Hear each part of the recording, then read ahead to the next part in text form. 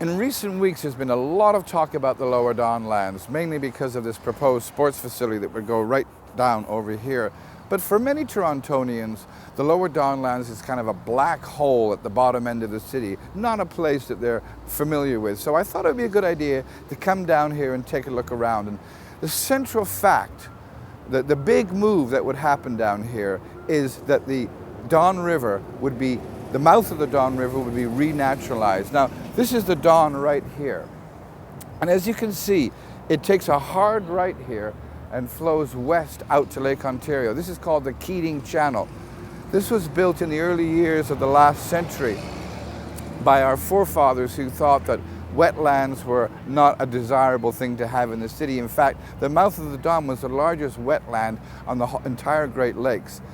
So the plan now is to renaturalize that mouth, reestablish it, and in order to do so, the river is going to flow right down here. In fact, in the years to come, if all this happens, if this plan is realized, I will be standing in the river.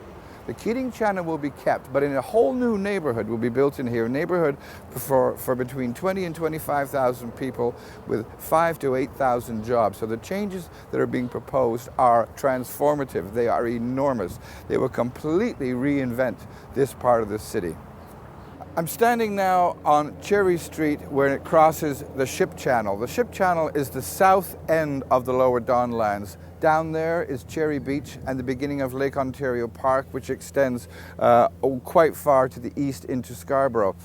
A prominent urban planner once told me that the land along the north and south side of the Ship Channel is potentially some of the most valuable real estate in our city, and you can see why. Even though it's used now for storing road salt and cars that are being towed, things like that, this could be life on a canal.